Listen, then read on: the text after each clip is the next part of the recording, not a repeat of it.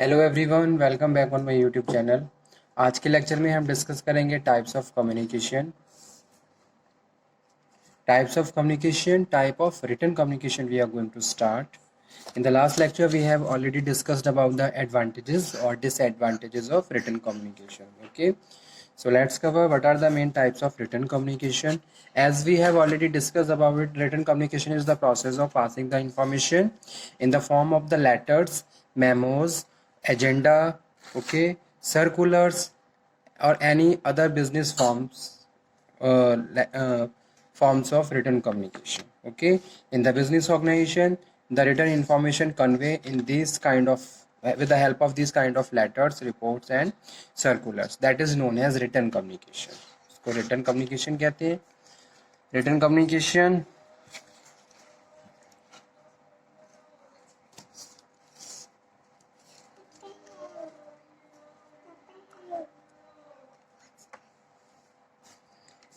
reports,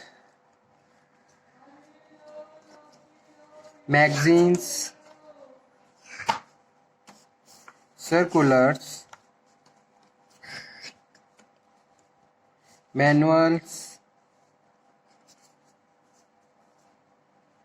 memoranda, newspaper,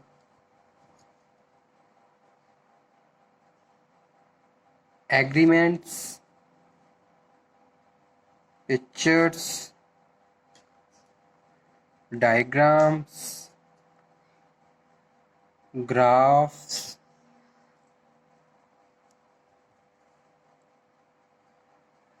order, rules and regulation book,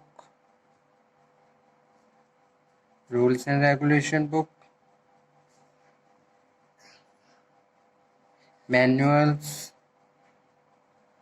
notice board,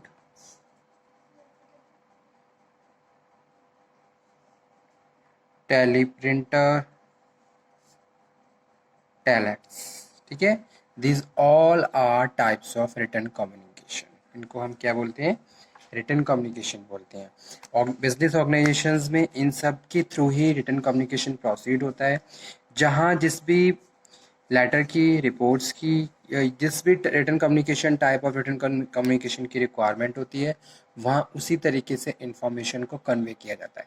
जैसे कोई भी worker अगर न्यू ज्वाइनिंग है तो आप उसे क्या करोगे, उसको रूल्स एंड रेगुलेशन की बुक या उसकी जीरोक्स ट्रांसफ़र करोगे. ठीक है, उसको रिटन तरीके से आप क्या कर रहे हो, कम्युनिकेट कर रहे हो, तो वो प्रॉपर उसको रीड कर रहा है और अंडरस्टैंड कर रहा है कि भी इस ऑर्गेनाइजेशन में जॉब करने के कौन कौन से रूल्स एंड रेगुलेशंस हैं, क्या यहाँ का एनवायरनमेंट है, क्या यहाँ का कल्चर है. ठीक है, एक तरीके से ऑर्गेनाइजेशन आपको फैमिलियर करती है अपनी ऑर्गेनाइजेशन के साथ, ताकि आप प्रॉपर अवेयर रहें हर एक चीज़ से जो कि ऑर्गेनाइजेशन से रिलेटेड है. इसी तरीके से कोई भी इंफॉर्मेशन जो कि सभी के लिए इम्पॉर्टेंट है तो उसको नोटिस बोर्ड पे डिस्प्ले किया जाता है in the written form. That is also a form way of written communication. ठीक है, या फिर कोई भी रिपोर्ट है, जैसे ऑर्गेनाइजेशन में डे टू डे बहुत सारी रिपोर्ट्स मेंटेन करनी होती हैं. डेली रिपोर्ट है, वीकली रिपोर्ट है, मंथली रिपोर्ट है.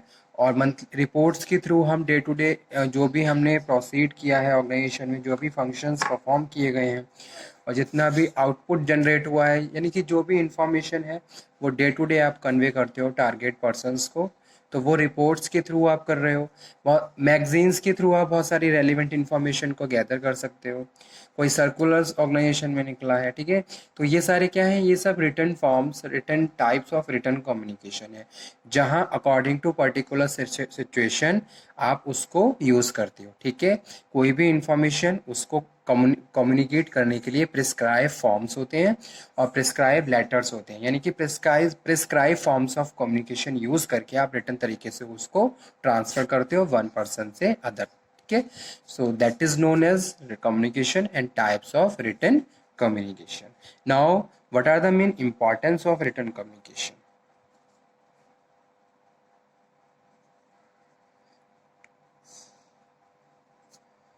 Importance of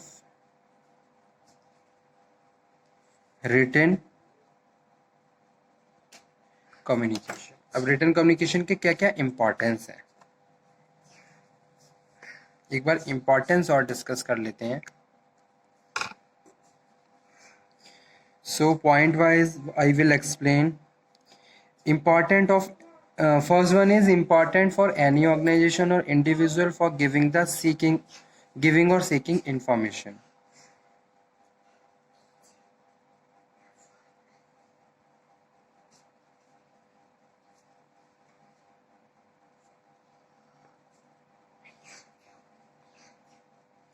Giving and seeking information, every person want to receive the information and send the information in the business organization which they have. Okay, so due to this is also very important thing. First importance of written communication is giving and seeking information. You want to transfer the information as well as you want to receive the information. So due to this reason you will communicate in the written way. So that is also very good importance of written communication also. ठीक है, कि भाई information को आप receive करना चाहते हो या इंफॉर्मेशन को ट्रांसफ़र करना चाहते हो, इसके लिए आप क्या है रिटन कम्युनिकेशन कर रहे हो। तो एक सबसे इसका इम्पॉर्टेंस ये है कि रिटन कम्युनिकेशन के थ्रू आपको बहुत सारी इन्फॉर्मेशन मिल भी जाती है और आप दूसरों को भी कन्वे कर देते हो। ठीक है, सेकंड इम्पॉर्टेंस है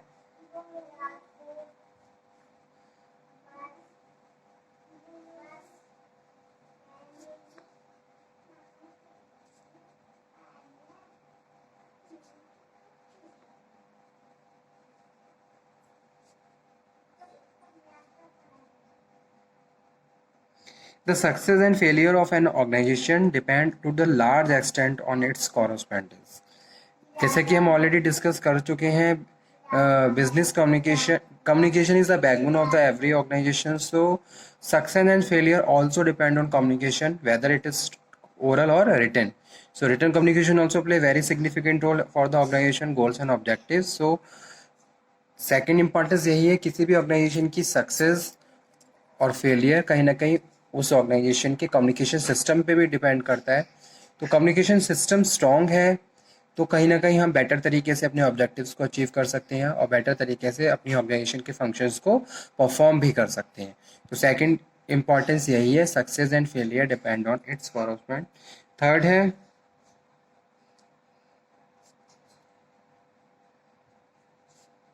clarity in policy and procedure. ठीक है, अगर कोई भी इंफॉर्मेशन रिटन तरीके से ट्रांसफ़र की गई है तो वहाँ पे मोर एंड मोर क्लैरिटी बनी रहती है, आपको सारी चीज़ें प्रॉपर क्लियर होंगी। अगर वही इंफॉर्मेशन किसी ने आपको ओरल कम्युनिकेट करी है तो एक टाइम के बाद उसमें से कुछ ना कुछ ऐसी इंफॉर्मेशन होगी जो आप क्या है भूल जाओगे। ठीक है, लेकिन अगर रिटन तरीके से किसी ने आपको कम्युनिकेट किया है तो आप कभी भी उस इंफॉर्मेशन में कंफ्यूज नहीं होंगे और हमेशा आपकी थॉट्स में हमेशा क्लैरिटी बनी रहेगी। ठीक है, तो ये एक इम्पॉर्टेंस है रिटन कम्युनिकेशन का। It helps to achieve clarity in policy and procedure to be follow in the organisation. जैसे कि वर्कर्स ऑर्गेनाइजेशन में रूल्स एंड रेगुलेशन पॉलिसी को फॉलो करते हैं तो इसीलिए उनको रिटन वे में कम्युनिकेट किया जाता है ताकि टाइम टू टाइम वो उसको रीड करते रहें और रिमेम्बराइज रहे उनको, और प्रॉपर क्लैरिटी रहे कि ऑर्गेनाइजेशन की क्या पॉलिसी है, क्या रूल्स एंड रेगुलेशन है और किस तरीके से वो फॉलो करनी है। ठीक है, फोर्थ नंबर पे जो डिफरेंस है स्टूडेंट वो है information one clearly transmitted to receiver, thus making communication effective. Clearly transformation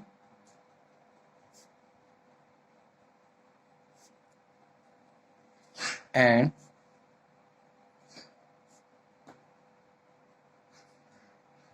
make communication more effective. ठीक है, फर्स्ट थिंग इज क्लियरली आपने कम्युनिकेशन इंफॉर्मेशन को कन्वे किया और उसके बाद जिससे आपका अगर रिटन तरीके से आपने कम्युनिकेट किया है तो आपका कम्युनिकेशन और ज़्यादा इफेक्टिव रहेगा।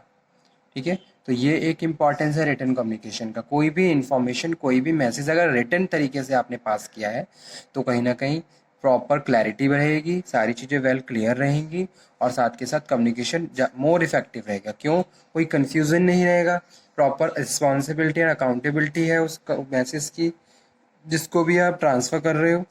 Okay, so this is a very good importance. Fifth one है proper functioning. Proper functioning also can implement if there is a proper communication and proper written communication, because written communication fix the responsibility and accountability of the persons. So that's why it is also a reason. Proper functions and instruction message follow, और जो भी instruction message दिए गए हैं वो effective तरीके से follow हो जाते हैं। अगर कोई आपसे ओरली किसी काम को कह रहा है और यह रिटन तरीके से उस काम को कहा गया है तो दोनों में थोड़ा डिफरेंस है, ठीक है। अगर रिटन तरीके से आपके पास कोई इन्फॉर्मेशन आती है तो आप उसके लिए एकदम से एक्टिव हो जाते हो और उसको फॉलो करना शुरू कर देते हो, ठीक है। तो ये भी एक इम्पॉर्टेंस है रिटन कम्युनिकेशन का।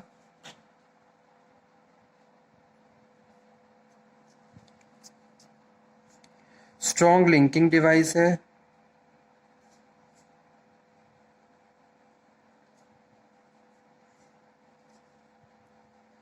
वर्कर्स और मैनेजमेंट में एक स्ट्रॉन्ग लिंकिंग डिवाइस की तरह काम करता है रिटन कम्युनिकेशन, ठीक है।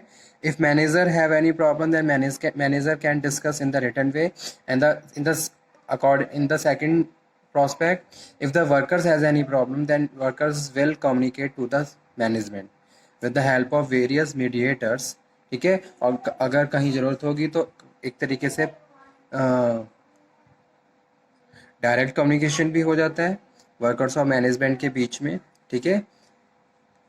तो ये भी एक इम्पॉर्टेंस है।